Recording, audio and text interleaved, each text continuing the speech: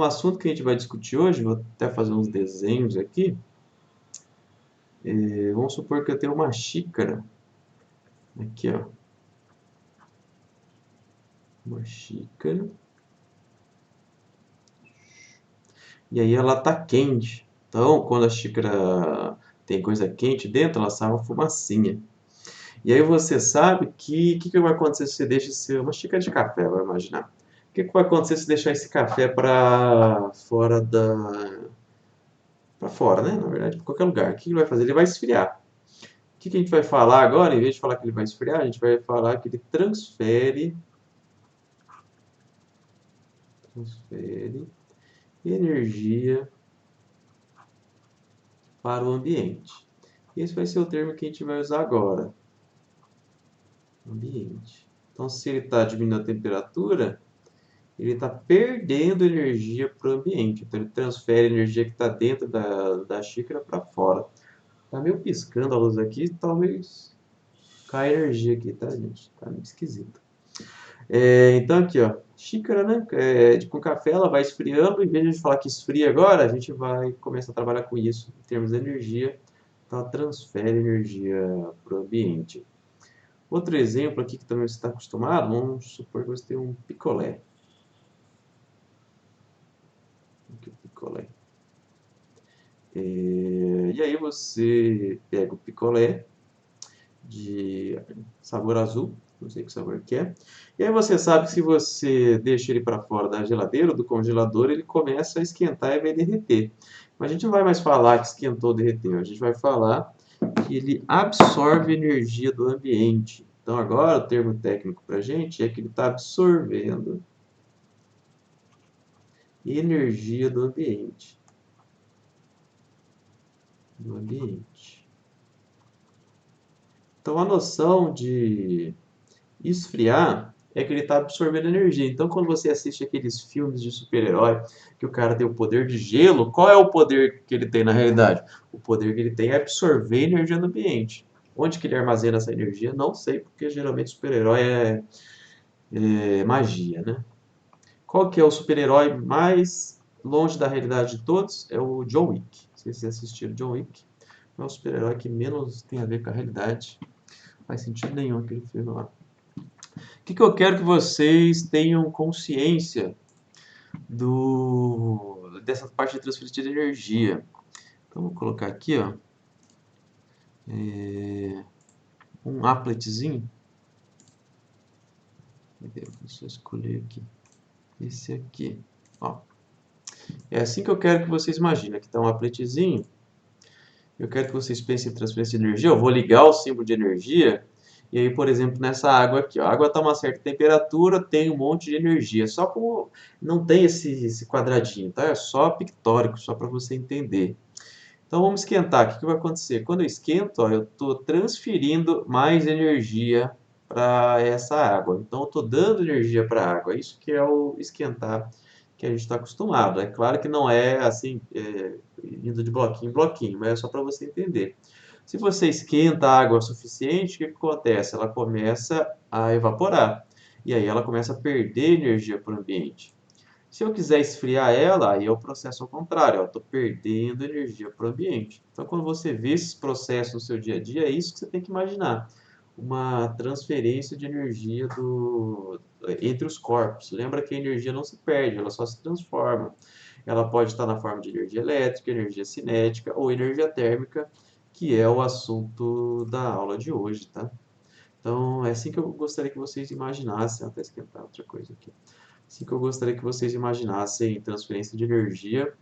Imagine que é isso, que é um fluxo, tá? Indo para um lado ou indo para o outro. E essa é a maneira que eu gostaria que vocês visualizassem transferência de energia. Essa é a noção que eu quero. Então, qual que é o objetivo da aula de hoje? Nós queremos relacionar transferência de energia com mudança de temperatura. Então, nós queremos relacionar a transferência de energia de energia com uma mudança de temperatura.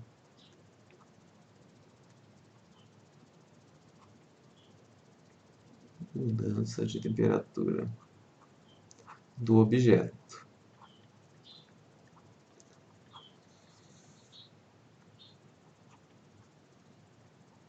Então, esse é o objeto.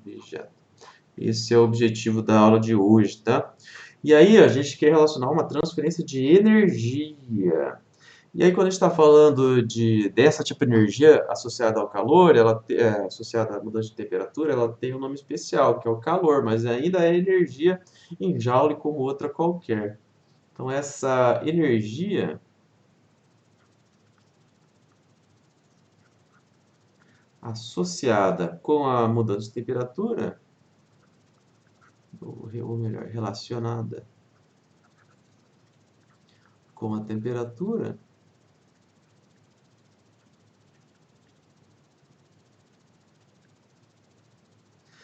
a gente chama ela de calor, tá? Mas é só um apelido. Ainda é energia, é a forma que ela tá, só que a gente está definindo. Mas ainda é energia e é em joule. Então, quando você ouvir falar calor, calor é energia. É energia igual energia cinética, igual energia elétrica. É uma forma de energia, energia térmica. É só uma das manifestações de energia, ainda é a mesma coisa. De onde que vem essa palavra aí do calor? Não sei se na verdade, não sei se a origem é essa, mas quando você fala calor, provavelmente você lembra de caloria, que é uma caloria. Mas caloria é uma medida de energia, mas ela não está no sistema internacional. Qual é o sistema internacional de energia? É Joule. Então, uma caloria é igual a 4,1868 joules aproximadamente. Então, caloria é só um múltiplo aí, é uma energia, só que não é no sistema internacional, tá? É um outro tipo de unidade. Essa caloria, ela vem do calor específico da água. A gente já vai ver isso depois. Onde que aplica essa parte de caloria no seu dia a dia? Então, vamos supor que você pegue, já mostrei para vocês uma aula há muito tempo atrás, mas essa é a aula oficial dela. Vamos supor que você pega uma traquinas. Aí você olha lá no verso da traquinas, e aí vai estar lá, informação nutricional. Aí vai estar escrito um valor lá, valor energético. Olha aqui, ó. Valor energético, 140 quilocalorias, e aí atualmente eles já estão te dando a conversão, que é igual a 588 quilojoules. O que isso quer dizer? Quer dizer que dentro das moléculas aqui da bolacha traquina, se você comer 3 bolachinhas, o seu corpo pode absorver 588 quilojoules de energia. Vamos pensar, você tem que se mexer. Se você está se mexendo, você tem energia cinética. Da onde que vem essa energia? Do seu alimento. Então tá aqui, ó, essa energia disponível. O que que acontece se você come essa energia e não gasta? Vira gordura e você engorda. O que acontece se você come menos, você come um pouco de energia e você gasta mais, corre na rua o dia inteiro? O que que vai acontecer? Você vai queimar gordura, porque você precisa tirar energia de algum lugar e o nosso organismo ele armazena energia, entre outras formas, mas uma delas é a gordura que fica no seu corpo aí. Então, se você quiser emagrecer, o segredo é você comer menos do que você gasta. Esse é o seu objetivo. Provavelmente vai te dar um pouco de mau humor, você vai ficar meio mal-humorado se você fizer isso, porque carboidrato é um vício do organismo. Você também pode pegar outro exemplo de alimentos aqui que tem calorias. Vamos pegar uma Coca-Cola aqui, ó. E aí você vai comprar Coca-Cola no mercado, e aí tem várias opções. Tem lá a tradicional, que tem 149 mil calorias, só esse quilocalorias, 1000 calorias. Aí tem essa verdinha, não sei se ainda tem a verdinha, mas ano passado aparecia no mercado, que era de stevia, que é uma planta, é um adoçante de uma planta. Aí diminui um pouco a caloria, ou seja, a energia armazenada dentro das moléculas é menor. E aí tinha zero também, que é 0 calorias. Eu não sei qual que é a magia que eles fazem, mas aí é 0 quilocalorias. Toma cuidado que nutricionistas, eles têm o hábito de falar só caloria. Mas quando eles falam caloria, eles querem dizer quilocalorias. Você ouve falar, a dieta é de 2.000 calorias. Isso aí tá errado, tá? Formalmente seria 2.000 quilocalorias. Então, se você ouvir um nutricionista falando, ele falar caloria, provavelmente ele está querendo dizer quilocaloria, 1.000 calorias. E aí você já sabe transformar para joule, né? Só utilizar aqui a proporçãozinha. Calor. Tá aí a energia armazenando seus alimentos. Uma coisa nova aí para vocês já hoje. Mas a gente quer fazer, associar essa energia com uma mudança de temperatura. Esse é o objetivo da primeira parte de hoje. Então a gente vai ver aqui capacidade térmica. Capacidade térmica. A gente quer aprender a fazer conta. Como é que eu vou fazer aqui, ó? Como é que qual que é a capacidade térmica? O que ela tem a ver com isso? Não vou calcular a capacidade térmica em si, vou só utilizar ela, tá? Já vou escrever aqui cada coisa. Aí esse C tem que ser maiúsculo e tem um ΔT aqui. Cuidado que C é maiúsculo, tá? Esse Q é a energia absorvida na forma de calor. Absorvida não, só a energia na forma de calor. Energia na forma de calor.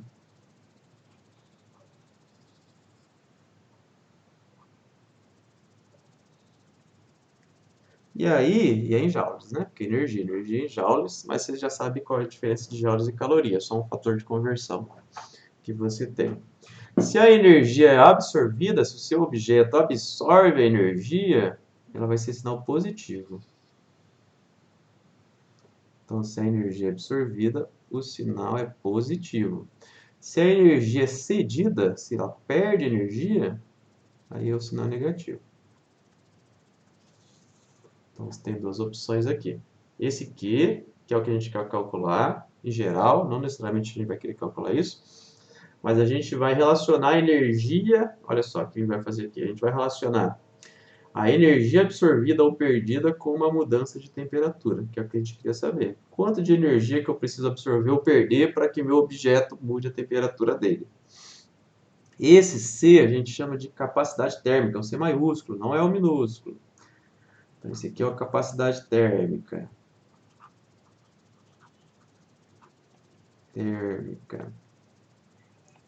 Ele é dado em joules por grau Celsius ou joule por Kelvin. Essa é a unidade dele. E o ΔT, quanto energia mudou? Quanto mudou a temperatura? Não a energia, a temperatura. Quanto mudou a temperatura? A temperatura. E aí ele pode ser dado em graus Celsius ou Kelvin, né? E aí esse C eu falei para vocês que não é o C minúsculo.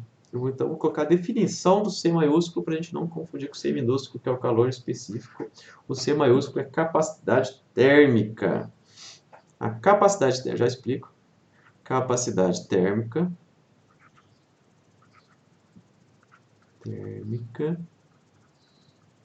se refere a todo objeto. A todo objeto. Por quê? Porque eu quero uma grandeza que me diga se eu preciso de mais ou menos energia para esquentar aquele objeto. Você já deve ter, vamos pensar, você vai esquentar água, a água demora para esquentar. Mas agora se você pega um metal, metal esquenta super rápido. Então a capacidade térmica de uma faca, ela é menor do que a da água. A capacidade térmica é quanto de energia eu consigo guardar naquele objeto para que haja uma mudança de temperatura. A capacidade térmica, você pode imaginar que ela é quão difícil você esquentar ou resfriar aquele objeto. Então, quanto maior a capacidade térmica, ele armazena mais energia para trocar de temperatura. Então, se a capacidade térmica é maior, eu vou precisar de um Q maior para ter o mesmo aumento de temperatura. E a capacidade térmica ela é referente a um objeto inteiro. Então, quando eu estiver falando de um objeto, eu falo de capacidade térmica. Por exemplo, vamos supor que tem uma caneca aqui. Ó. Exemplo. Tem uma caneca. E aí eu vou pesquisar na internet, ou vou olhar numa tabela, que o C dela, ou seja, a capacidade térmica dela, é igual a 90 joules por grau Celsius. A não ser que eu te peça para você calcular o valor da capacidade térmica, esses valores são tabelados, tá? Ou você pesquisa na internet aí para descobrir qual que é. Mas uma caneca, vamos supor que a caneca toda, a capacidade térmica dela é 90 joules por grau Celsius. O que isso quer dizer? Quer dizer que eu preciso de 90 joules de energia para aumentar a temperatura dela em 1 grau Celsius. Se eu quiser aumentar de 10 graus, 900 joules. E assim por diante. Esse é o valor do C. E aí eu vou dizer para vocês que a temperatura ela foi de 20 graus para 50 graus Celsius. Ou seja, a minha variação de temperatura é 30 graus Celsius, porque eu fui de 20 a 50. Então, qual é a energia que eu precisei dar para essa caneca para que ela vá de 20 para 50 graus? Então, eu vou ter que a energia, vou usar essa equação aqui em cima, vai ser igual a Czão, capacidade térmica, vezes o ΔT. Quanto que é o Czão? 90. Quanto que é o ΔT? 30. Quanto que deu isso? 2.700 joules.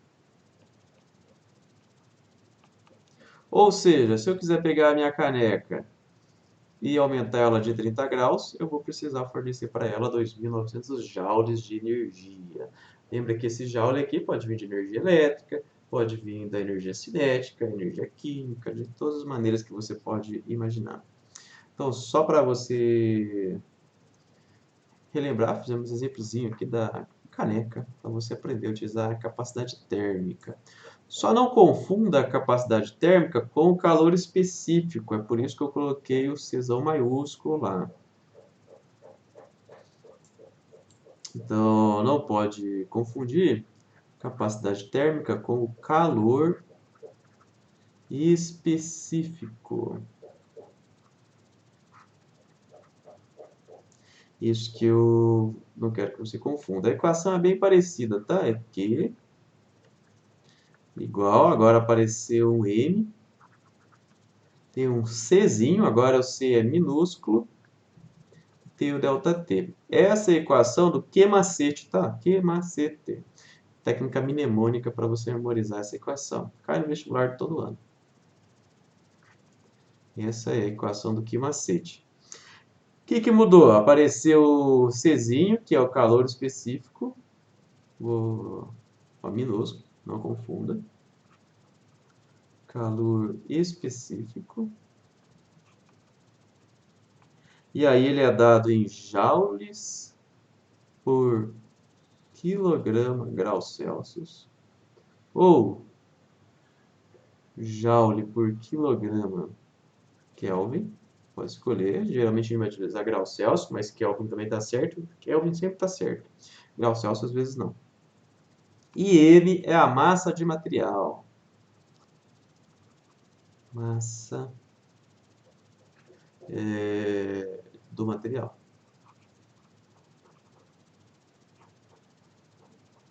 E se a massa é em quilogramas, né? No sistema internacional.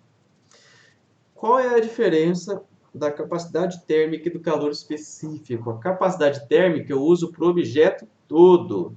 Já o calor específico eu uso para o material. Vamos já ver o que isso quer dizer. Então, você vai usar o calor específico quando você fala de um material.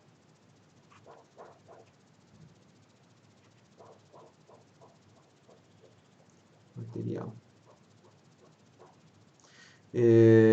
Por exemplo, se você pega uma caneca de alumínio, você estiver falando da caneca, você vai falar de capacidade térmica da caneca, igual a gente fez. Agora, se você está falando do alumínio, que é o material alumínio, aí o alumínio tem o calor específico dele. Vamos pensar assim, ó.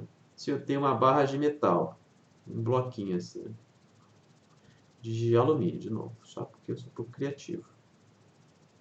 Tem dois, ó. Tem um pequeno e tem um grande.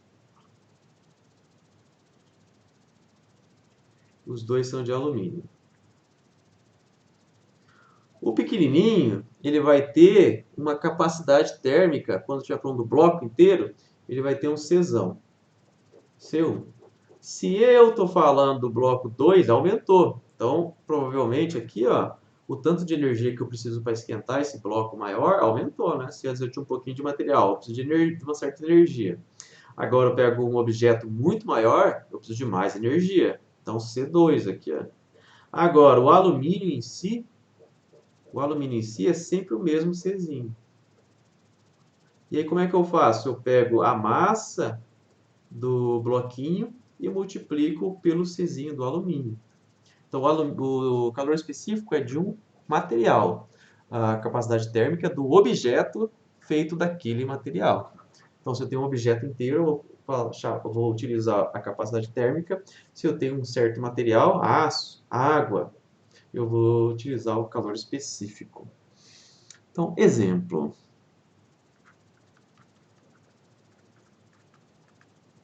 O que eu tenho aqui? Eu tenho água. E aí eu tenho um copo com água, um copo de 100 ml, tá? 100 ml. E eu quero esquentar ele de 20 graus Celsius até 80 graus Celsius, porque eu quero fazer um café, tá? Café, geralmente você não ferve a água, diz a internet aí que você ferver a água, você tira a capacidade do sabor do café. Não sei porquê, se alguém de alimentos souber, depois me explique aí. Mas você quer fazer um café e aí você esquenta 100 ml de água. Então a água está da torneira, 20 graus, você esquenta ela para 80 graus. Qual é a quantidade de energia que você vai precisar para esquentar essa água? Eu vou passar para vocês o calor específico da água. Deixa eu até escrever H2O aqui. Tabelado, tá? Esse aqui já é tabelado. H2O. E aí ele vai ser igual a 4.187 joules por quilograma grau Celsius. Isso aqui é uma caloria por grama grau Celsius. A caloria foi definida quanto de energia que eu preciso para esquentar 1 grama de água, 1 grau. Uma caloria quer dizer isso. Caloria é a energia para eu elevar 1 grama de água em 1 grau. E aí você tem a conversão aqui de joules para calorias, tá? A gente vai usar joules. Mas cuidado aqui, mas não era 4,8? Cuidado que eu troquei de grama para quilograma, por isso que ficou 1000 aqui, 4.000, tá? Não confunde aí. Então, quanto de energia que eu vou precisar para esquentar minha água de 20 para 80 graus? Vou utilizar a equaçãozinha lá de cima. Que igual a M C delta T. A massa não é 100 ml, eu preciso colocar no sistema internacional para quilos, né? ml é volume. Mas eu sei que 100 ml de água são 100 gramas aproximadamente, ou seja, 0,1 quilogramas. Já no calor específico da água, acabei de escrever ali em cima, 4.187. E a variação de temperatura são 60 graus, né? Vezes 60. Então, qual é a energia que eu vou precisar para esquentar 100 gramas de água, 100 ml, de 20 para 80 graus? É só eu terminar a conta. Isso vai me dar 25.122 joules de energia. Essa é a energia que eu vou precisar. Percebe como é difícil você esquentar água, tá? Você precisa de muitos joules de energia. Muitos joules mesmo. Vamos comparar com alumínio, tá? Mesma quantidade de alumínio. Só para você ver como é difícil esquentar água. Então agora eu estou falando do alumínio. E eu quero, só para alumínio, vou escrever aqui. Só para ser a mesma coisa, eu quero 100 gramas de alumínio. E eu também vou querer que ele vá de 20 graus Celsius para 80 graus Celsius. É isso que eu quero. Então, tem alumínio 100 gramas e eu quero esquentar de 20 para 80 graus. Esse meu alumínio, quanto de energia que eu vou precisar? Eu vou utilizar a mesma equação. Eu já vou substituindo. Ainda é 100 gramas, então o M vai para 0,1. O C do alumínio eu preciso dar para vocês. Eu não falei ainda, mas você olha uma tabelinha. O Czinho do alumínio. Ele é 900 joules por quilograma grau Celsius. Tabelado o calor específico do alumínio. Então aqui vai para 900. E o ΔT é 60 ainda, né? Isso aqui deu igual a 5.400 joules. Ó, compara ali. Mesma quantidade de água, mesma quantidade de alumínio. A diferença de energia que eu preciso para esquentar a água. A água é bem difícil de esquentar, ela tem um calor específico bem alto. Lembra, calor específico para um tipo de material, e aí eu preciso saber a massa dele e capacidade térmica, o objeto inteiro, tipo uma caneca. O que eu posso fazer com isso? Vamos fazer as contas aí que vai diferenciar a gente do ensino médio. Até aqui a gente via lá na escola. Vamos fazer a diferença aqui, né?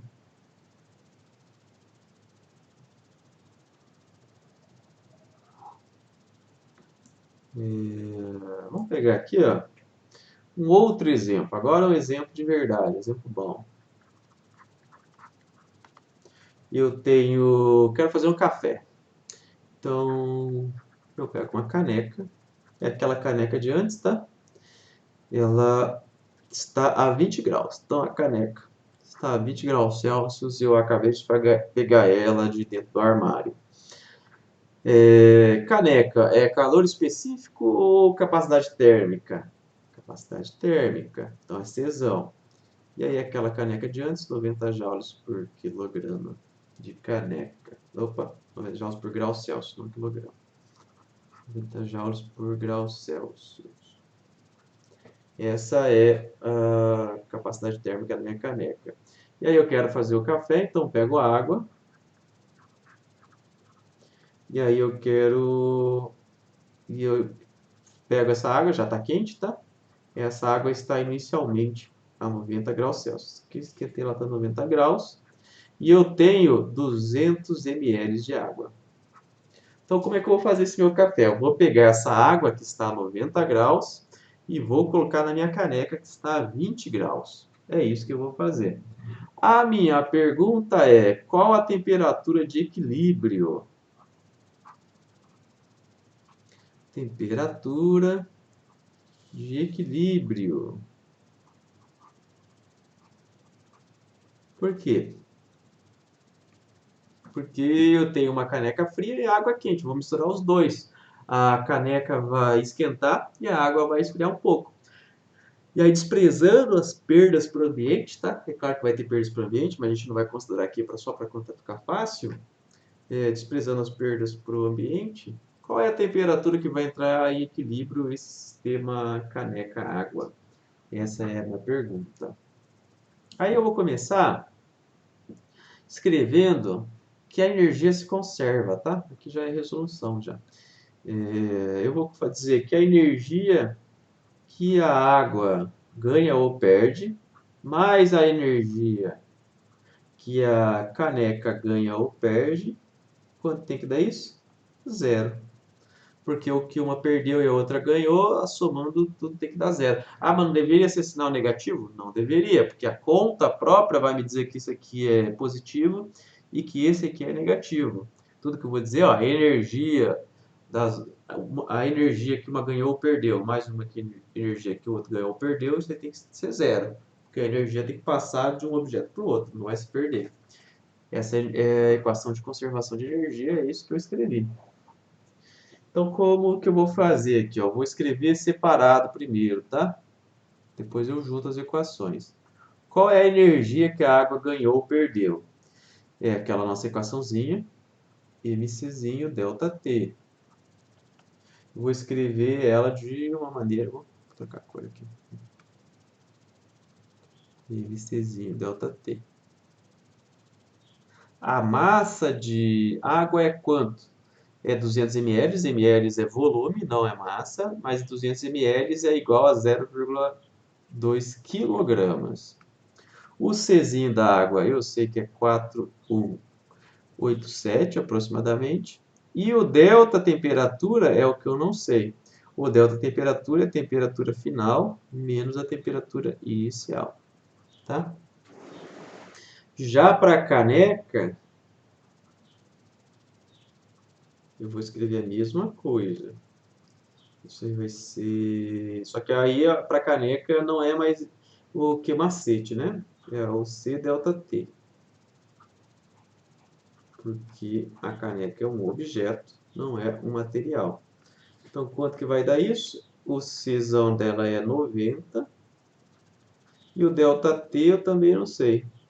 Mas eu... Temperatura inicial da água, né? Vou escrever aqui. Mas eu sei que a temperatura final é a temperatura final, menos a temperatura inicial da caneca. A temperatura inicial da água é 90 graus, então eu posso trocar isso aqui para 90. A temperatura inicial da caneca é 20, então eu posso trocar isso aqui para 20. Então eu vou escrever essa equação, só que substituindo tudo que eu fiz até agora. Então o que eu vou ter? 0,2 vezes 4187 vezes temperatura final menos 90 mais 90 vezes temperatura final menos 20. E isso aqui tem que estar quanto? Zero. Isso aqui tem que ser igual a zero. Percebe que eu tenho uma equação e uma incógnita só. Só a única coisa que eu não sei é o TF. Então eu consigo resolver uma equação, uma incógnita eu consigo resolver. O que eu vou fazer? Eu vou isolar o TF. Vou fazer devagarzinho aqui, só para você não se perder. Mas vai ficar 0,2 vezes 4187 vezes TF menos 0,2 vezes 4187 vezes 90 mais 90 TF menos 20 vezes 90. Isso aqui tem que dar zero. Vou colocar... Não, fiz essa conta aqui? Fiz. Isso aqui vai me dar 837,4 TF menos 75366 mais 90 TF menos 1800. Isso aqui tem que ser igual a zero. Tudo que tem TF eu vou deixar na esquerda, 90 aqui, né? E o que não tem TF eu vou jogar para a direita. Então vai ficar 927,4 TF, já estou unindo os dois termos. Então, esse aqui fica aqui, esse outro aqui vai para a direita, né? Esse aqui vai para a direita também, aí troca o sinal. Igual a 77.166. Isolando o TF, só passar dividindo esse aqui, vai ser igual a 83,2 graus Celsius. Então, quando eu misturar a minha água na caneca, a temperatura de equilíbrio desse sistema vai ser igual a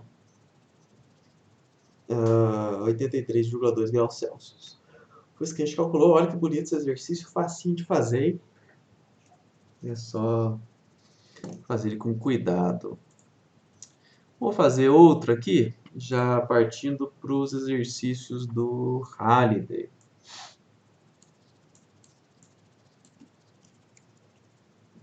Então, deixa eu dividir o quadro aqui. Nossa, como o tempo passa rápido, né? Quando a gente está se divertindo. Fazendo física. Esse aqui é o 23.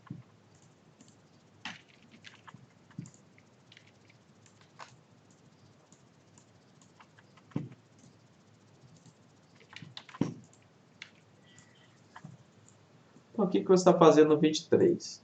Vamos complicar um pouquinho aqui, mas deixar mais próximo da nossa realidade.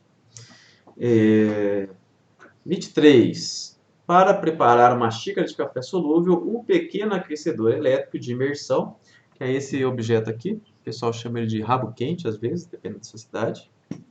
Acho que vocês usam isso no laboratório de química e laboratório de alimentos também, suponho. Então, você tem um aquecedor de imersão e você quer esquentar 100 gramas de água. O rótulo diz que se trata de um aquecedor de 200 watts. Essa é a potência do aquecedor.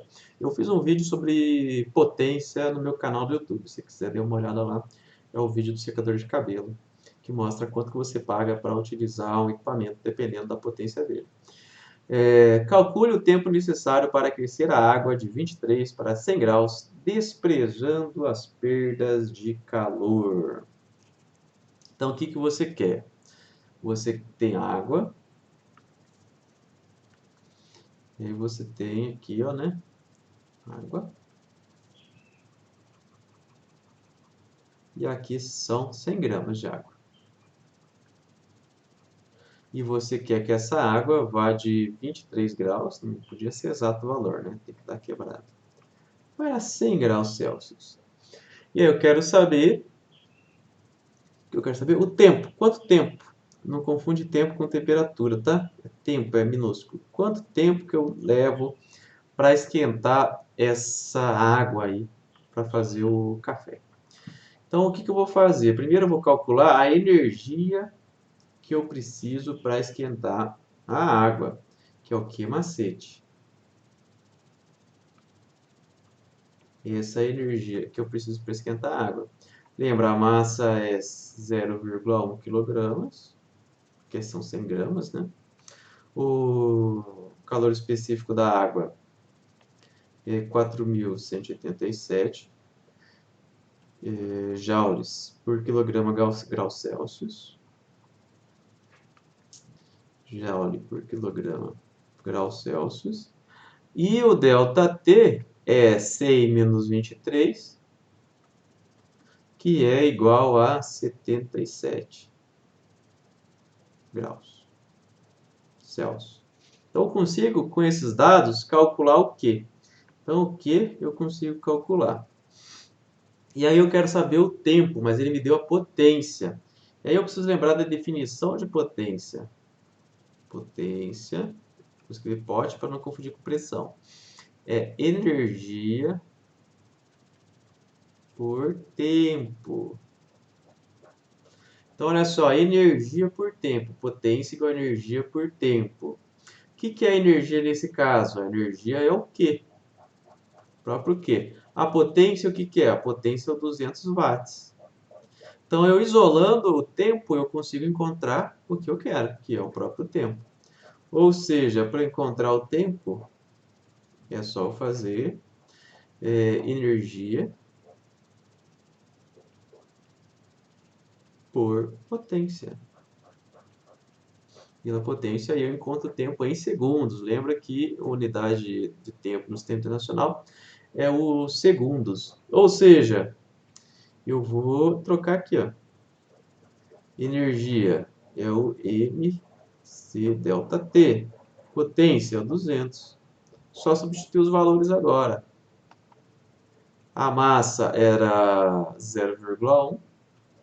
O C, 4187. O ΔT é o 77. E aí eu divido tudo isso por 200. Quanto que deu? Vamos olhar aqui. Fazer conta na calculadora. Deu 418%. Então, se eu não errei nada, isso deu aproximadamente 161,2 segundos. Um pouco mais de 2 minutos e meio. 2 minutos e pouquinho é o tempo que você vai precisar deixar. esse rabo quente para esquentar a água. Ah, onde que isso vai entrar na minha vida profissional? Se você é produção, se você é agrícola, se você é alimentos, que são os cursos aqui, ou se você é exatas, né? Exatas é óbvio, você vai ensinar isso. Mas se você é das engenharias, pensa, se você quer preparar um produto, por exemplo, da engenharia de alimentos, você vai ter que controlar a temperatura. Dependendo da temperatura, você tem velocidade no processo. Temperatura mais alta, o processo tem velocidade mais alta. Temperatura mais baixa, o processo é mais lento e às vezes você até muda o processo que ocorre, né? E aí você vai querer calcular quanto de energia elétrica você vai precisar no seu processo e além disso, quanto tempo vai levar para você atingir aquela temperatura. Isso aí já abrange produção e alimentos. Se você quiser fazer o cálculo para determinar quanto tempo vai ser aquela sua reação para você fazer o seu produto, o seu, pensar ou produto, tanto produto alimentício como outro produto qualquer, você consegue aqui calcular a energia que você vai precisar e o tempo para você chegar naquela temperatura desejada. Já na parte de agrícola, deixa eu pensar. Não sei se tem que mudar a temperatura agrícola. Conheço muito pouco de agrícola. Mas aí depois vocês me digam aí nos comentários alguma aplicaçãozinha. Mas aí, ó, extremamente importante você saber fazer isso. E essa é uma conta bem elementar, tá, gente? Muito elementar mesmo. Saibam isso. Esse aqui é extremamente importante, inclusive para o seu dia a dia. Outra coisa extremamente importante é o calor latente. Número 4.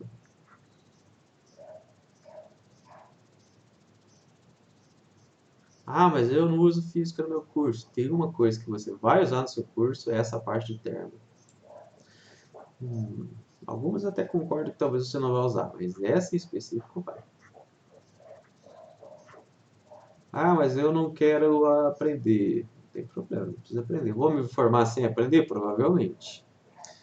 Vou conseguir crescer na carreira sem saber? Aí eu tenho minhas dúvidas. Pode ser que sim, mas eu tenho minhas dúvidas. O calor latente é o famoso QMOL. Lembrando, né, sempre dica que eu dou para vocês. Aprendam a falar inglês, que você vai ganhar mais dinheiro sabendo inglês do que tirando 10 em física, por exemplo. Aprenda inglês e falar em público. Ou você é muito bom de conta, ou você é muito bom na comunicação, o engenheiro, né? Você tem essas duas opções. E se você for bom em conta e em comunicação, aí você está nas cabeças. Mas inglês aí é fundamental. Se você tem dúvidas que inglês é fundamental, entra lá no Google. Agora na pandemia não tem mais emprego, mas quando voltar, pesquisa emprego para engenheiro e vê se tem algum deles que aceita alguém que não fala inglês fluente. E tire suas próprias conclusões. Então, calor latente é a energia para a troca de fase. Já vou explicar melhor, vou só escrever cada coisa. Mais M é a massa de material.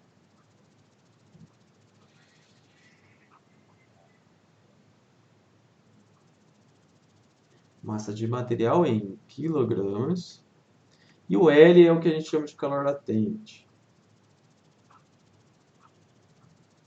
Latente.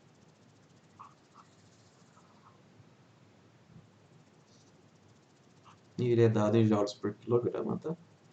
Para que serve essa nova equação que a gente viu? É para mudança de fase. Essa aqui é a energia para mudança de fase. Já vou dar exemplos do que isso quer dizer. Energia necessária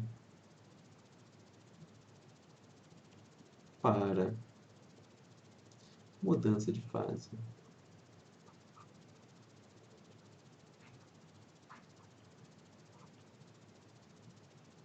Esse é o QMOL. A gente vai utilizar ele quando a gente tem mudança de fase. O que eu quero dizer com mudança de fase? Eu quero dizer, por exemplo, aquela tabelinha que você tinha lá quando era criança, que ela falava assim, né? Vou fazer tudo a mesma cor. Vou fazer aqui em cima. Pode ir do sólido para o líquido. Então, tem uma relação entre a transição de fase do sólido para o líquido. Se é do sólido para o líquido, é fusão. De outra cor aqui.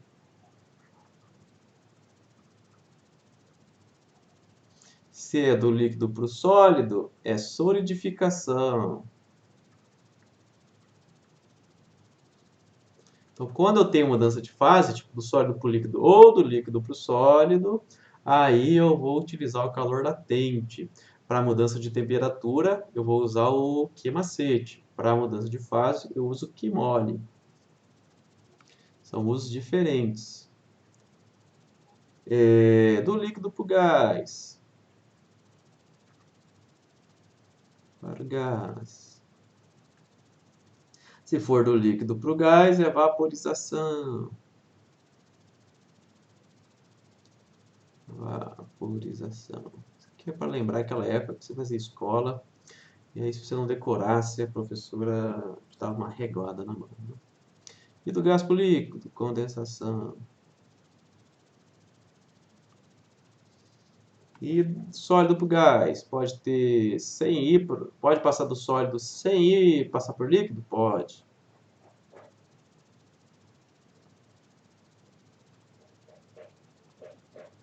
Sólido para o gás, qual que é o nome? É sublimação.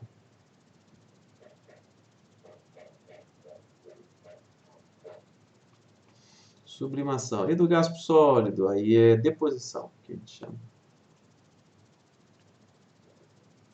Do gás para o sólido, né?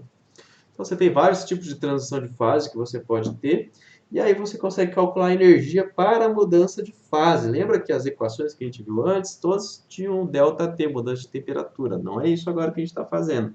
A gente está vendo a mudança de fase, que é o Q-mole. Vou fazer um exemplo aqui para vocês, tá? Outra página.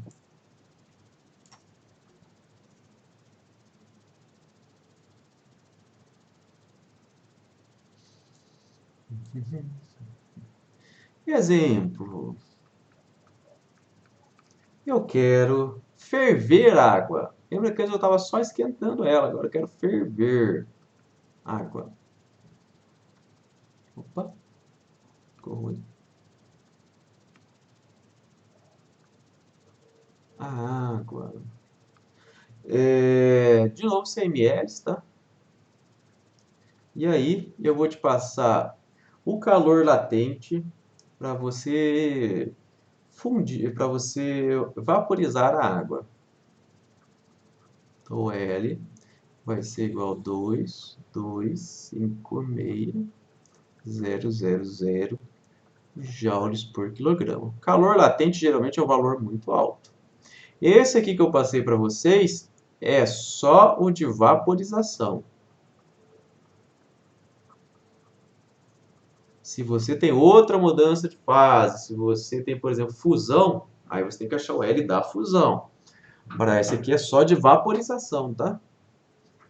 Para cada mudança de fase muda o valor aqui. Mas como que eu calculo essa energia? Usar o Q-mole. É fácil. Q-mole. Aí qual que é a massa? É 0,1 porque são 100 ml ou 100 gramas, no caso da água.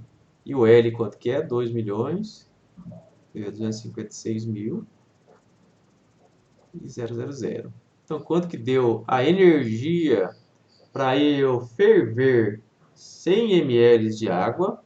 Eu vou precisar de 256. Opa, faltam dois aqui. 225. Opa, peraí. 225 e 600, 225.600 joules para eu ferver 100 ml de água.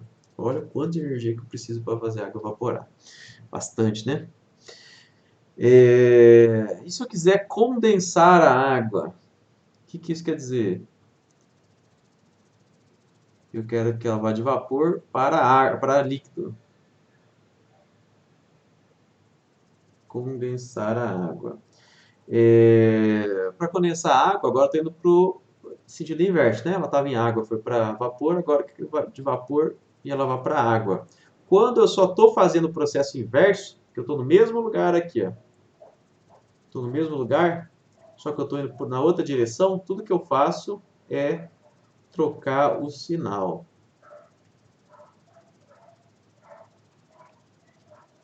Mas esse aqui só vale para a mesma casinha aqui, ó. Só vale para a mesma casinha aqui. Se eu tô nessa, por exemplo, aí já não vale. Aí eu preciso olhar qual é o valor.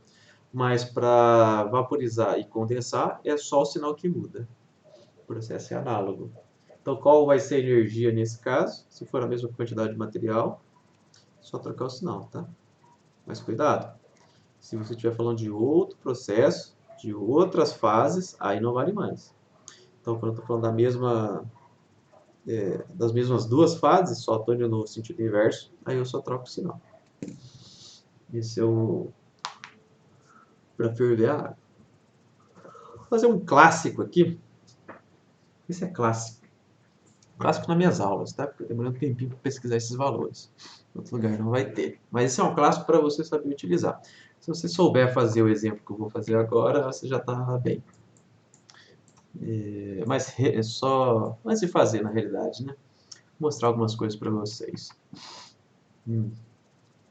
Essa mudança de fase tem uma coisa importante para a gente, que tem um negocinho, vou até colocar no PowerPoint. Cadê aqui?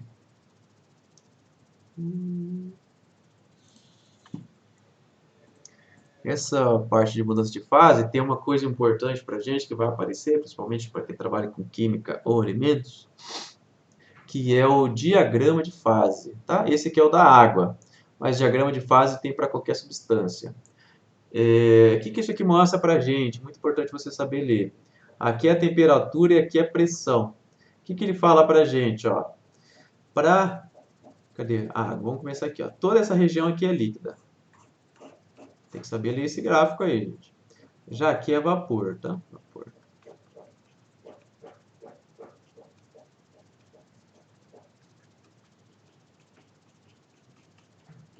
E aqui é sólido. Então eu tenho três regiões distintas aqui no meu diagrama de fase. Que é o diagrama de fase. Ele me fala, se eu tenho água nessa temperatura aqui, ó, nessa temperatura, por exemplo, daqui até aqui, e nessa pressão, a água vai estar na fase líquida. Se eu aumento a temperatura, ó, essa aqui é a pressão atmosférica. Se eu aumento a temperatura, ó, passei de 100 graus, aí começa a virar vapor. Se eu diminuo de 0 graus, aí vira sólido. Só que isso só vale para a mesma pressão. Se eu mudo a pressão, se eu tenho uma pressão muito baixa, a temperatura que você precisa para a água virar vapor diminui. Olha só, se eu tenho uma pressão aqui embaixo, a temperatura para a água virar vapor, ó, já é abaixo de 50 graus. Então, a pressão vai determinar onde que tem essas mudanças de fases. Inclusive, se eu tenho uma pressão muito baixa, nem é líquido, já vai do sólido direto para o vapor. Então, dependendo da pressão que você tem, você vai ter mudanças aí na temperatura de fusão, de ebulição do seu material. Não é só água, são todos os materiais, tá? Por exemplo, se você estiver no Monte Everest, você vai ter que a água ferve a 72 graus, porque eu tenho a pressão lá é 1/3 da pressão ao nível do mar. Então, percebe aí que dependendo da pressão, a temperatura de ebulição vai mudar. Inclusive, é possível, se você encontra esse ponto aqui, que é o ponto tríplice da água, é uma combinação de temperatura e pressão em que você tem as três fases ao mesmo tempo, que é esse exemplo aqui. Você tem água líquida, água sólida e gelo. Água sólida já é gelo, né? Tem gelo, água líquida e vapor sendo formado ao mesmo tempo. Você consegue achar o ponto tríplice da água aqui. Então, cuidado aí quando você falar de temperatura de ebulição, temperatura para congelar, que depende da pressão que você está falando, tá? Dependendo da pressão, muda tudo. Peraí. Ah, só um último exemplo aqui. Esse aqui foi a tabelinha que a gente fez, tá? Mas aqui a sublimação, por exemplo, exemplo de sublimação, que é você ir direto da fase sólida para a fase vapor, é o que acontece na naftalina, que não é naftalina não, mas a naftalina acontece isso, você coloca a naftalina no seu guarda-roupa para você afastar a traça e também afasta as pessoas, que suas roupas ficam com cheiro esquisito, mas você coloca lá a naftalina para tirar os bichinhos e aí ela tá sólida e quando você volta ela tá menor, ela ou até desaparece. Se ela tivesse virado líquido, você teria visto um rastro molhado no seu guarda-roupa, mas você não vê isso. Por quê? Porque ela vai direto da fase sólida para a fase vapor. É isso que acontece. Então a sublimação é isso aí, não é tão incomum quanto você pode imaginar, tá bom? Opa, você pode esquecer. Opa. O último aqui dessa parte de transformação, de fase aqui, ó, e é o que a gente vai trabalhar na maioria das vezes, que é uma substância pura. Quando a substância é pura, ou seja, uma substância só, não tem a mistura entre, não é tipo água e óleo junto, é só água, água pura, tá? Água destilada, imagina. Quando você está aumentando a temperatura, você não tem transição de fase. Agora, quando você está. Aqui é tempo, tá? Não é temperatura, aqui é tempo. A temperatura é aqui. E agora, quando você está fazendo a transição de fase, a temperatura é constante. Quando você tem mudanças de fase, a temperatura é a mesma no seu material.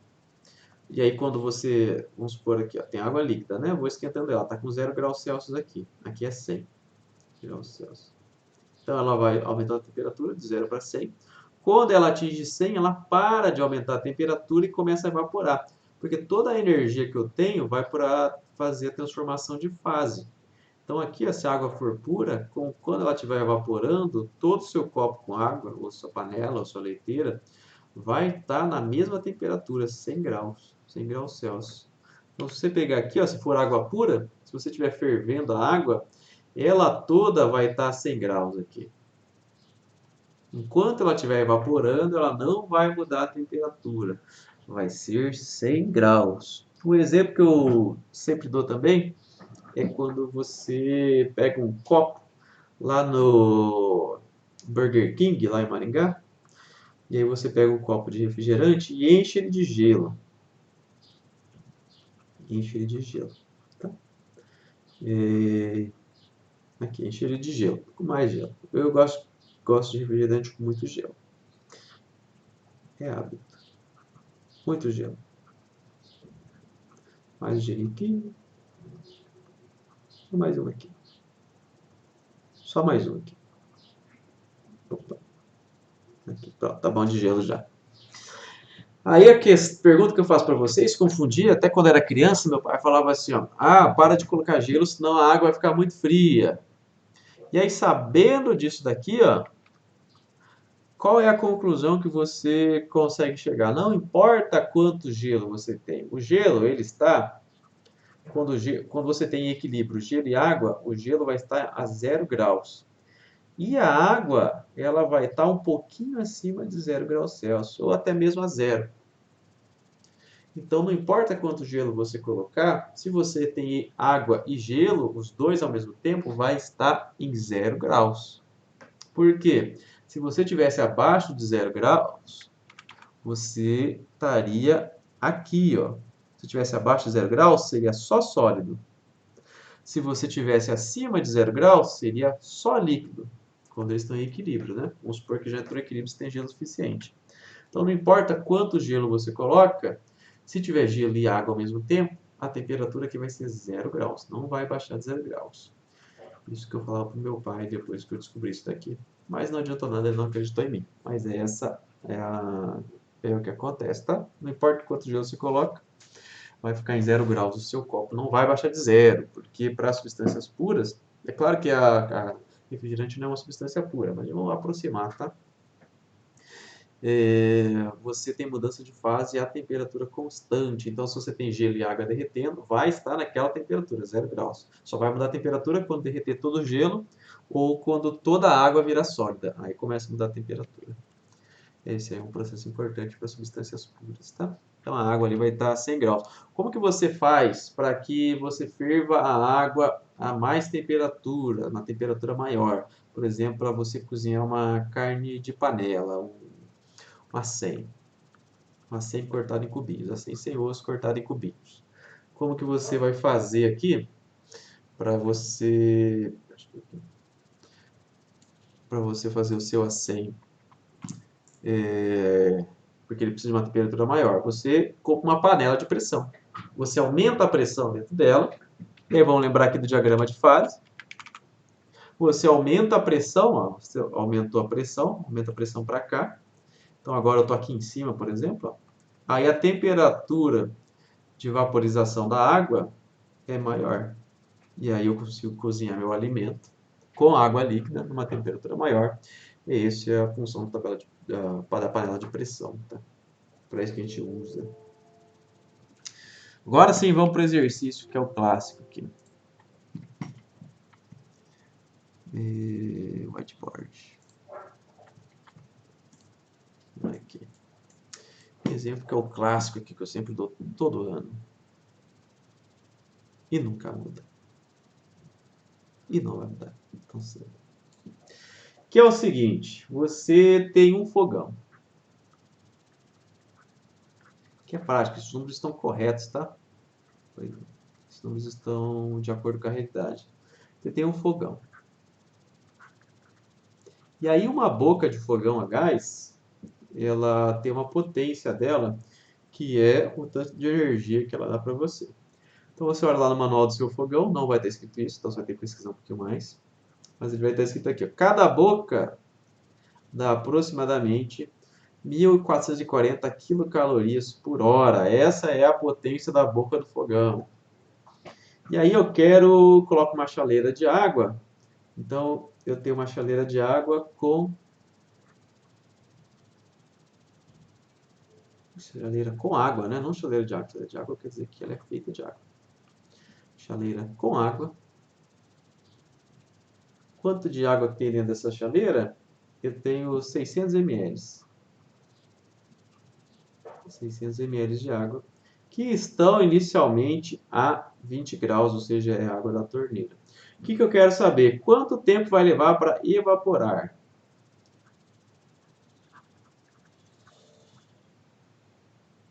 A água, né? Nossa, está escrito tudo errado aqui. Eu quero saber quanto tempo vai levar para evaporar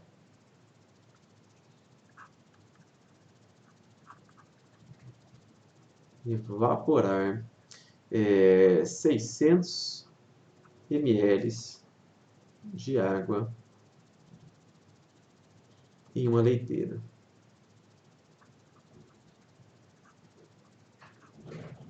Lembrando que a água está a 20 graus Celsius. Essa é a temperatura inicial da água.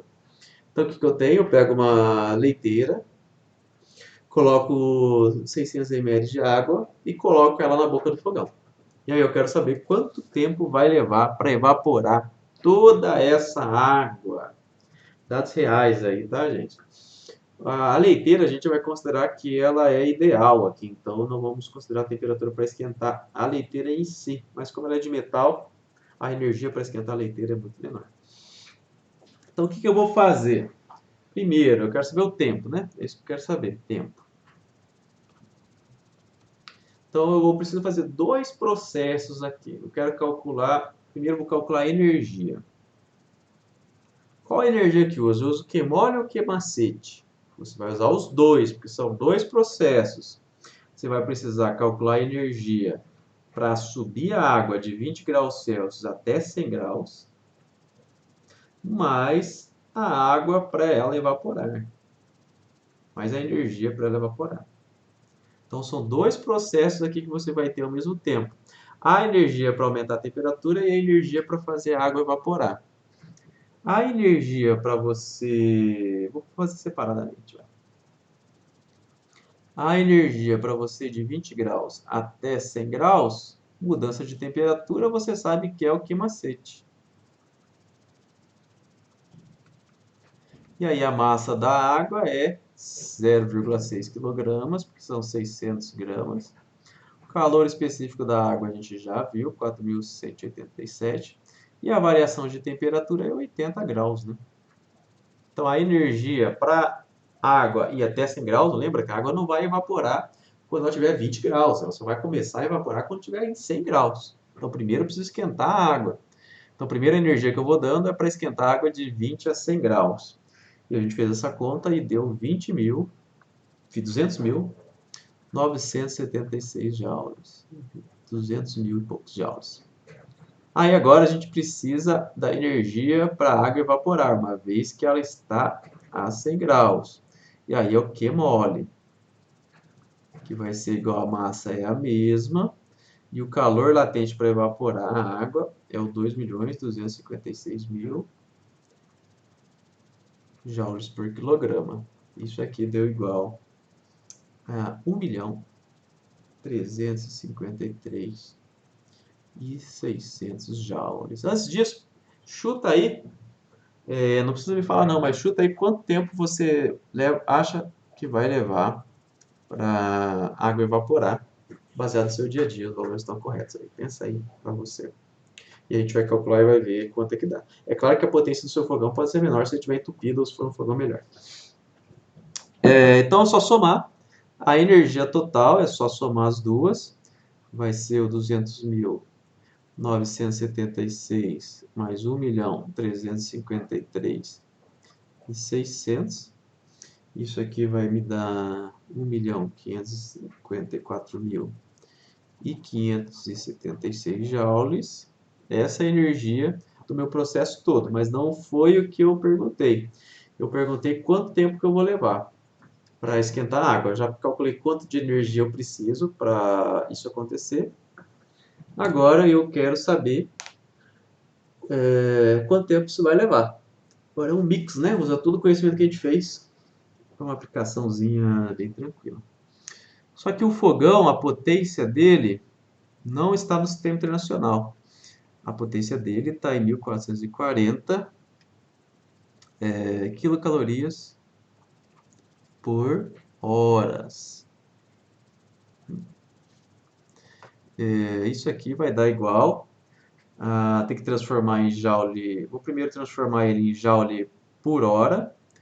Então isso aqui vai ser igual a 6.002.9.280 joules por hora. Isso aqui vai ser igual a 1.674,8 joules por segundo, ou watt, que é igual a 1.674,8 watts. Essa é a potência da boca do fogão. E aí a gente vai utilizar aquela mesma estratégia, tá? Potência igual a energia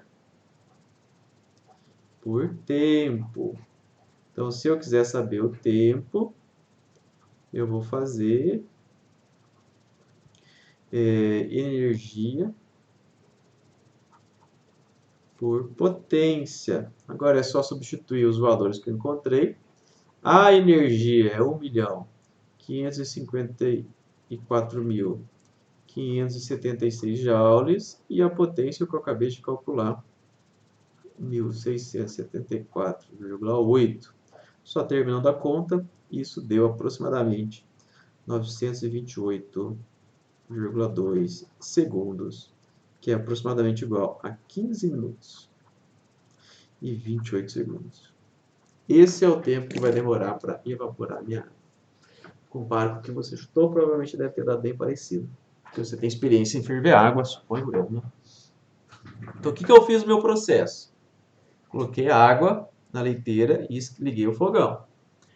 Eu quero evaporar toda essa água, só que a água só evapora a 100 graus. Então, a primeira coisa que eu vou fazer vai ser calcular quanto de energia que eu preciso para a água chegar a 100 graus.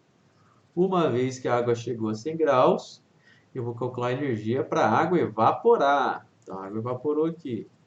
Aí, depois que eu faço, soma as duas, né? Soma as duas, que é a energia total. Energia para esquentar e energia para evaporar. Aí, o que eu fiz depois? Eu transformei a potência do fogão para o sistema internacional.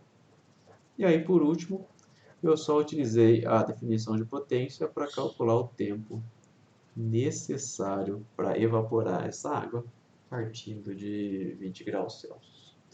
Olha que bonito esse exercício. Muito bom, né? Mais exercício na lista para vocês, mas eu preciso abordar um outro assunto antes de a gente terminar hoje ainda. Senão a gente não vai conseguir. Mas estudem bastante essa parte de transferência de energia. Que energia, conservação de energia é a parte mais importante da física, tá, gente? Façam a lista bonitinho, não só copiem a resolução dos solúveis, tá?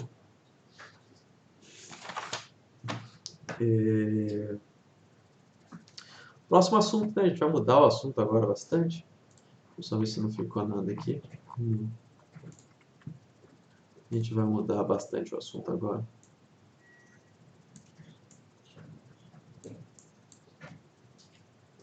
Que é a última parte desse capítulo.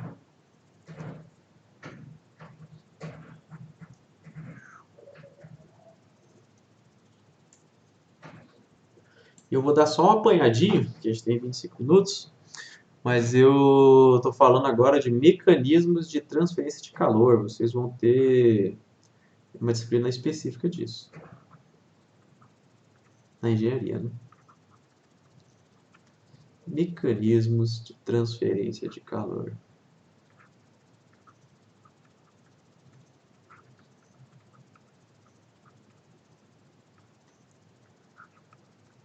De calor. Aqui. São 3 os mecanismos de transferência de calor que a gente vai ver rapidamente, tá? A gente vai ver a condução,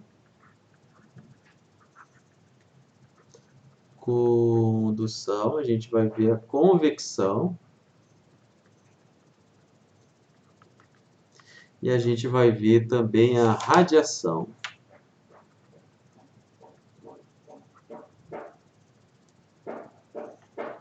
São esses 3 que a gente vai ver.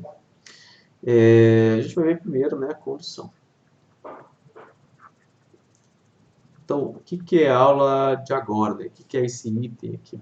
É como que o calor se transfere de um corpo para o outro. Quais são os mecanismos pelos quais a energia é transferida, energia térmica, na forma de calor, é transferida de um corpo para o outro. O primeiro deles é condução, talvez seja mais importante. Na verdade, depende da sua aplicação, um vai ser mais importante que o outro.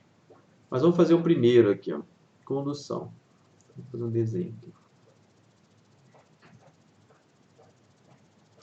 O que eu estou desenhando aqui? Eu estou desenhando uma parede, tá? Uma parede vista de frente. Então, essa aqui é uma parede. Toda essa região aqui é uma parede. Tá feia essa parede, né? Bem feio o desenho aqui. Talvez melhore a percepção. Então, essa aqui é a parede da sua casa, tá? Então, aqui desse lado você tem a casa. E desse lado aqui você tem jandaia. Então, ó, você está dentro da casa, aí tem a parede da sua casa, e aí tem jandaia do outro lado. E aí a sua casa está geladinha, está a 20 graus, inicialmente.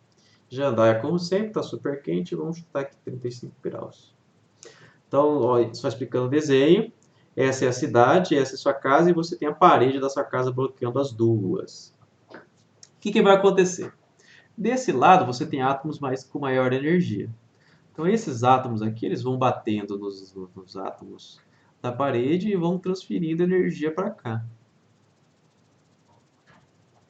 E aí, parte dessa energia chega aqui, né? Então, o átomo vai se chocando e vai transferindo energia e parte dessa energia, calor, chega dentro da sua casa. Então, tem um fluxo de calor para cá, ó. Tem um fluxo de calor para cá. O que a gente quer aprender a calcular? Qual é o fluxo de calor que passa por essa parede? É isso que a gente quer fazer. Porque a gente está transferindo o calor do lado de fora para o lado de dentro. Porque a temperatura maior está do lado de fora, tá? E aí a condução é esse mecanismo no qual os átomos vão se chocando um com o outro, e aí você transfere a energia através do choque. É igual se fosse sinuca. Você bate na bola branca, a bola branca ganha energia, ela bate nas outras, as outras ganham energia também. Mas uma escala muito maior, né? A bola de sinuca, que é mais ou menos a mesma coisa. Os de fora estão mais energéticos e eles vão batendo aqui até transferir energia para dentro da sua casa. E aí a gente quer saber qual é a taxa pela qual essa energia atravessa a parede. Eu vou precisar de algumas grandezas. Eu vou precisar da área dessa parede, que é o tamanho da parede. E eu vou precisar também da... Cadê que eu faço? Aqui. Da espessura da parede, que eu vou chamar de L. Então, só anotando a condução são os átomos se batendo, tá? Só para ficar anotado. Se batendo. Esse é um dos mecanismos de transferência de calor. Então, para eu calcular a transferência de calor por condução, eu vou precisar saber qual é a superfície da minha parede e a espessura dela.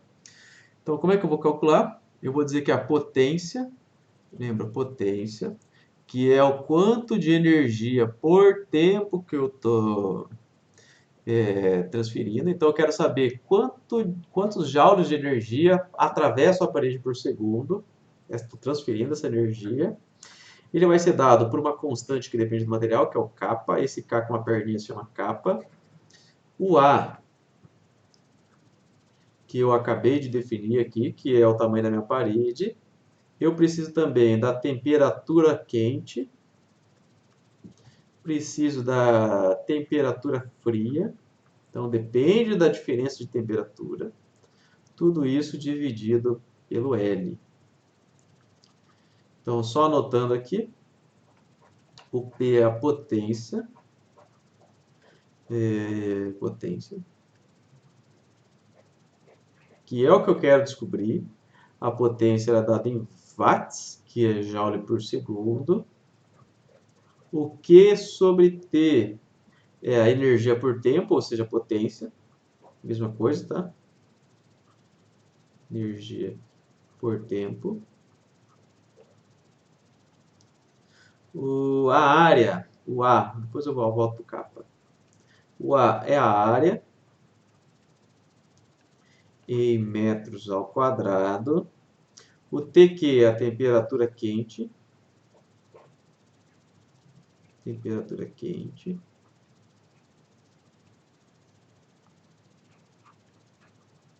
Essa temperatura quente é em graus Celsius ou Kelvin. E aí eu tenho T frio também. TF, temperatura fria.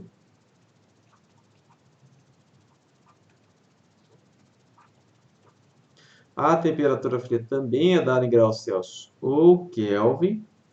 Aí eu tenho a largura da parede. Espessura, né? Espessura. Espessura com X ou com S? Com S, acho. Da parede, entre aspas, porque não precisa ser uma parede. E é em metros. E por último, só o capa ali, que é a condutividade térmica do material. Isso aqui é tabelado, tá?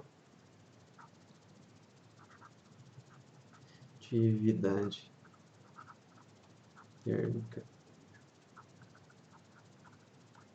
A gente vai fazer poucas contas nessa parte. Isso aqui é em watt por metro Kelvin. Cuidado para não confundir com milikelvin, é metro Kelvin. Nessa parte a gente vai fazer poucas contas, mas eu quero que você aprenda qualitativamente o que a gente acabou de descrever aqui. É isso que é importante para a gente. Aqui. Se a espessura da parede que eu tenho aumenta, se o L aumenta, L aumentou, eu vou ter maior ou menor transferência de calor? Então, se o L aumenta, o que vai acontecer com a potência? Diminui. Então, se eu quero isolar termicamente, o que eu vou fazer? Eu vou utilizar uma barreira grossa, uma parede grossa para fazer, para isolar os meus dois lados, para não ter transferência de calor. Então, se eu aumento a espessura da parede, eu diminuo a condução de calor. Se eu pego uma parede maior, o que vai acontecer? Aumenta a transferência de calor. Então, se a parede é maior, ou seja, a superfície de contato é maior, esse A representa a superfície de contato. Se a superfície de contato é maior, o que eu vou ter? Eu vou ter mais transferência de calor. Então, se eu quero diminuir a transferência de calor, o que eu faço? Eu pego uma superfície de contato menor. Outra coisa, em relação às temperaturas. Quanto maior a diferença de temperatura, maior a transferência de calor. Então, se a transferência lá fora está 100 graus e aqui dentro está 20, eu vou ter uma transferência de calor maior do que se lá fora está a 25 graus e aqui dentro 20. Isso que eu quero que vocês aprendam qualitativamente. Quais são os fatores que implicam em uma maior ou menor transferência de calor? Então, repetindo. Se a espessura da minha barreira aumenta, eu tenho menos transferência de calor. Se a superfície de contato, a área, aumenta, eu tenho mais transferência de calor. Se a diferença entre as temperaturas aumenta, eu também tenho uma maior transferência de calor. É isso que eu gostaria que vocês aprendessem dessa parte. Vamos fazer um exemplo aqui. Vou fazer rapidinho para a gente não se perder muito no tempo. Acho que hoje vai passar um pouquinho. Vou tentar não passar muito. Vamos fazer um exemplo disso para você fixar essa informação, que essa informação é importante. A conta não é tanto, tá? Que é o seguinte aqui, eu tenho um copo de uísque. Se alguém for menor de 18 anos aí na live não, na aula, desligue o vídeo. Eu falo que é um copo de uísque aqui. Vou colocar do outro lado aqui. Se melhor assim. Senão vai ficar difícil de visualizar. É um copo de uísque aí. E aí, o que a pessoa faz? Ó, esse uísque está a 2 graus, vamos supor aqui. Está a 2 graus.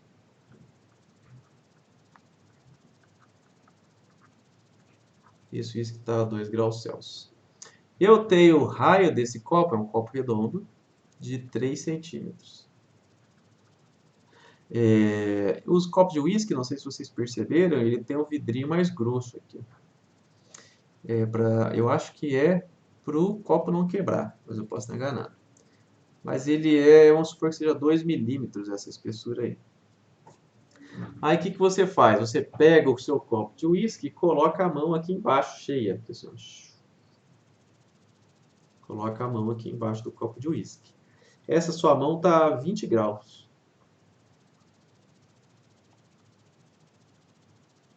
20 graus Celsius. E aí eu te pergunto, qual é a transferência de calor que acontece da sua mão para o copo? Supondo que sua mão fica na temperatura constante. É claro que na prática a sua mão vai diminuir a temperatura também. Mas o que você tem? Você tem a sua bebida aqui, e aí você pega o copo cheio com a mão assim, que é o jeito errado. Mas você pega com a mão assim. E aí eu quero saber qual é a transferência de energia que eu transfiro, a taxa, né, de transferência de energia da minha mão para o copo. Eu não tenho a área, por exemplo, mas a área é essa superfície aqui inteira. Ó. Essa aqui é a área. É a base do copo inteira. Então a área vai ser igual a πr ao quadrado, onde R é esse aqui. Já vou jogar para metros, vai ser igual a 0,03 metros. Então, essa é a área que é a superfície de contato. Coloquei com a mão cheia, essa é a superfície de contato. Isso é igual a π vezes 0,03 ao quadrado. O capa do vidro é tabelado, né? Vamos supor que o copo seja de vidro. Não é um copo de requeijão. 1 watt por metro Kelvin. Esse é o capa do vidro. Então agora eu posso calcular a potência já. Eu vou calcular a potência, que é o que eu queria saber. Potência é igual ao capa, que é igual a 1, vezes o πr ao quadrado, vezes a diferença de temperatura, que é 20 menos 2,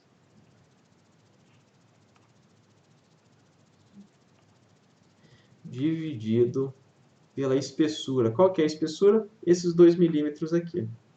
Essa é a espessura, que é a distância entre minha mão e a bebida. É 2 milímetros ou 0,02 metros, né? Então, fazendo essa conta, isso deu aproximadamente igual a 25,5 watts. Ah, mas eu quero que minha bebida não esquente quando eu pego ela. Eu uso uma estratégia muito interessante que inventaram já há muito tempo. Que em vez de eu utilizar o copo do whisky, eu uso um copo que foi feito para você não esquentar a sua bebida. Como se chama esse copo? Ele se chama taça. A taça, ela é feita para você não esquentar a sua bebida.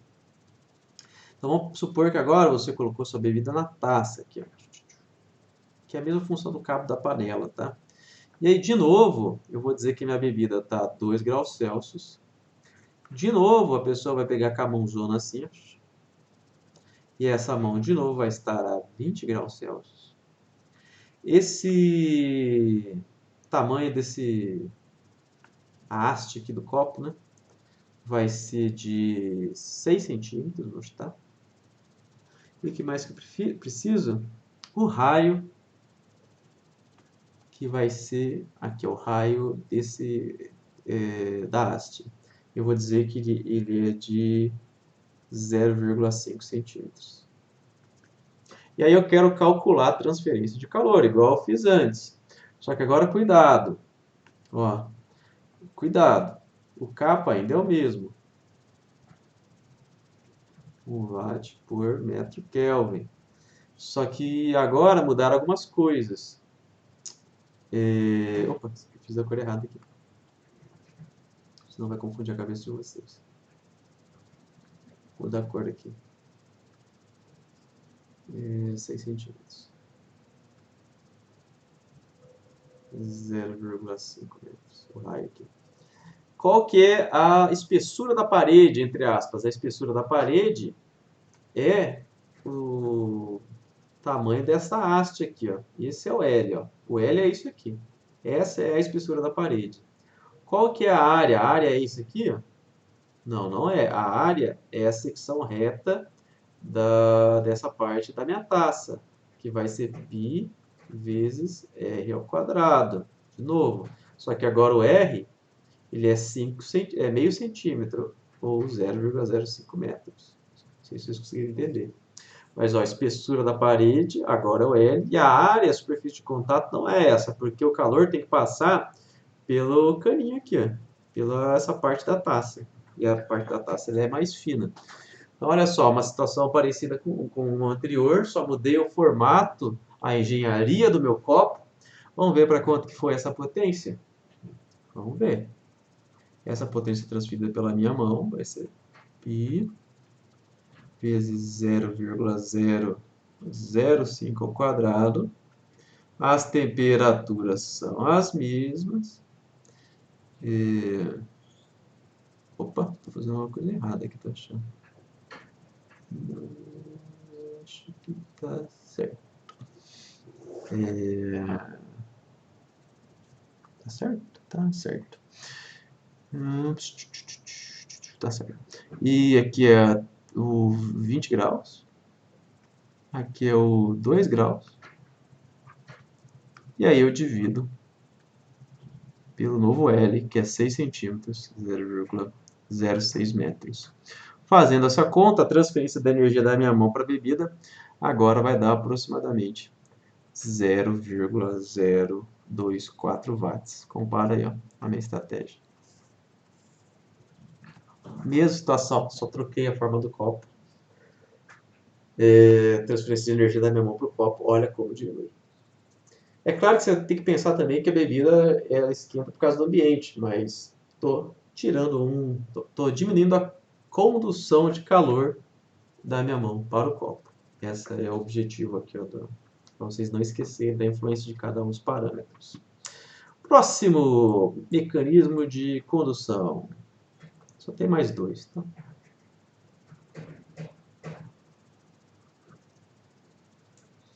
O cabo da panela é a mesma coisa, por isso que ele é fino e comprido. O cabo da panela serve igual a haste da taça, para a condição do calor ser menor, não você não queimar sua mão. Mesmo as panelas que elas são de metal, vão ser panela de metal. Por que faz cabo de metal na panela? Eu nunca entendo isso. Tem que ser de plástico, né? Que o capa é menor.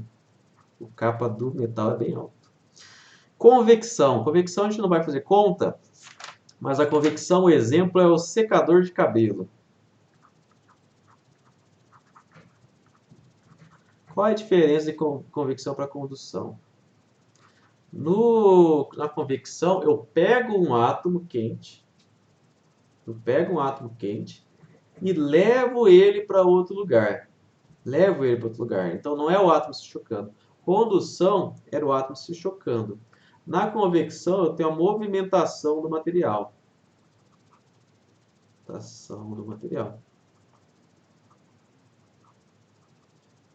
Então, imagina na sua casa de novo, né? Olha aqui, ó.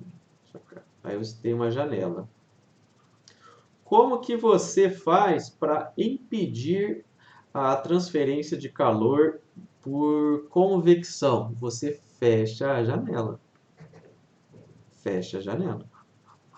Se a janela está aberta, o vento entra dentro da sua casa. Percebe que isso não é o átomo se chocando.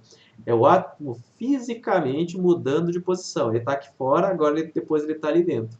Então, convecção é você pegar um átomo quente e jogar ele dentro do seu sistema, ou um átomo frio e jogar ele dentro do seu sistema.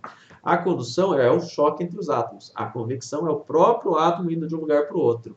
É igual você jogar água fria no... Não, água fria depois... Igual você pegar um gelo e colocar dentro da sua bebida. O gelo, colocando dentro da sua bebida, é claro que depois ele vai transferir por condução. Mas você pegar o gelo e colocar na sua bebida é um tipo de convecção. Você pega fisicamente aquele átomo e coloca ele do outro lado. Não é o choque entre eles. O choque entre eles é a condução. Aí se o átomo ele muda, a transferência de calor se dá porque os átomos mudaram de posição, aí é convecção. Então na sua casa o que você faz? Para proteger da condução, você constrói uma parede. Para proteger da convecção, você fecha a janela. Por último, e não menos importante, é a radiação. Radiação não confunde com Hiroshima e Nagasaki, tá? Essa é a principal coisa que as pessoas acham. Radiação é aquela que causa câncer em Hiroshima e Nagasaki. Mas luz é radiação. Radiação é um termo bem geral, que quer dizer som, luz e assim por diante. Radiação é um termo bem genérico. Qualquer onda eletromagnética é chamada de radiação. Nem toda radiação é ionizante, nem toda radiação faz mal. Então não confundam, tá? Não confunda radiação com radioatividade, por exemplo. Então é importante você saber que todos os objetos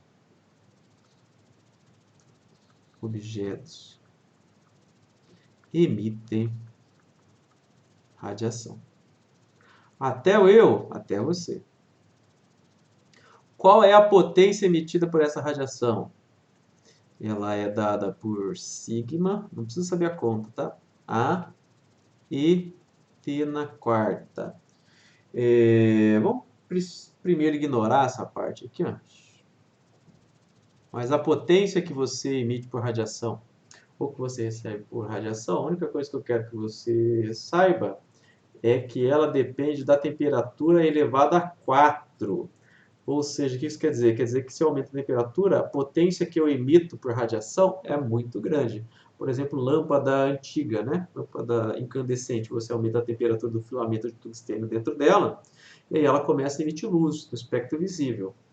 Mas antes dela ser visível, ela já emitia radiação, você só não conseguia ver. Ela emitia no infravermelho, na onda de rádio, por exemplo.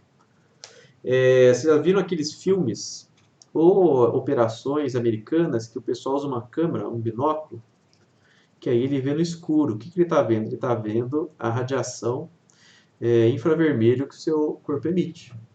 A gente não enxerga infravermelho, a gente só enxerga no visível. Mas se você aumenta um pouco a temperatura, você começaria a brilhar. A gente começaria a identificar a radiação que você emite. E isso vai conter na quarta. Então, se aumenta um pouquinho a temperatura, a radiação que o seu corpo emite aumenta bastante. Exemplo disso, quando você vai entrar no shopping, vai ter uma pessoa lá no shopping, não sei, tô chutando, que vai apontar uma arma para você e vai medir a sua temperatura, 36 graus. E aí tem um boato na internet, porque essa arma ela tem um laserzinho vermelho, assim, ó. E essa é uma pistola infravermelha. Ah, a pistola infravermelha tá... Recebi esse vídeo da minha família. A pistola infravermelha está emitindo esse infravermelho na sua cabeça e isso aqui causa problema em você. Então, primeiro tem várias coisas. Esse laser aqui é só uma mira, tá? Isso aqui é só para localizar a posição. Você pode, inclusive, desligar esse laser na maioria das armas se você quiser. Isso aqui não é infravermelho. Esse laser não é infravermelho, essa luz vermelha. Isso aqui é visível. Você está vendo? É visível. Mas o que essa arma faz? Ela mede o infravermelho que o seu corpo está emitindo. Então, essa pistola, para medir a temperatura, ela mede o infravermelho que o seu corpo emite. Não é o contrário, ela não emite infravermelho para você. É você que está emitindo o infravermelho na arma e aí ela detecta a sua temperatura. Porque se você tem temperatura, você está emitindo radiação. Como que você perde energia por radiação? Através dessa equação de temperatura na quarta. Se você quiser anotar, o A é a superfície. Opa. Superfície. Você tem também a emissividade, que é esse E. E o sigma é a constante de Stefan Boltzmann. Constante de Stefan Boltzmann. Como que você tenta evitar que você perca radiação, energia por radiação, ou que chegue energia por radiação? Vamos pensar na garrafa térmica. A garrafa térmica tem várias coisas, Bom, a garrafa térmica tem todos esses elementos aqui, ó, pra gente. Esses três elementos que a gente viu estão dentro da garrafa térmica. Então, como que é a garrafa térmica aqui? Opa. Porque tá bonito antes. Todos os elementos estão previstos, todos esses três estão previstos na garrafa térmica. Primeiro que você quer impedir a condução por convecção. Você não quer que tenha condução de calor por convecção. Essa aqui é a sua garrafa térmica. O que você faz para impedir a convecção? Você coloca uma tampa aqui. Ó. Você coloca uma tampa aqui. Coloquei a tampa, impeço convecção. A garrafa térmica tem isso. Como que eu vou impedir a condução de calor? Condução de calor, ela tem um vácuo aqui, ó, uma parede de vácuo aqui, ó. Você tem duas paredes. Por isso que ela quebra fácil, tá? Aqui não tem nada, aqui dentro não tem nada. Aqui, ó. Você tem vácuo. Ou seja, você impede que os átomos se choquem de fora para dentro, porque o átomo choca aqui, ó. O átomo choca aqui, só que aqui já não tem mais átomo, né? Então aqui ele não consegue passar, ou não consegue 100%, né? Mas um pouquinho sempre passa. E aí você impede um pouquinho por condução. E por radiação, o que você faz para impedir radiação? Você coloca um alumínio aqui, ó. Você pode ver que dentro da garrafa ela é reflexiva. Aí você coloca aqui dentro dela alumínio para você tentar refletir de volta essa radiação que você está emitindo. E aí você conserva a temperatura. E ela também impede do que de fora vá para dentro. Tá? Serve para os dois lados. Então aí na garrafa térmica você tem proteção para os três elementos de condução de calor que a gente viu hoje.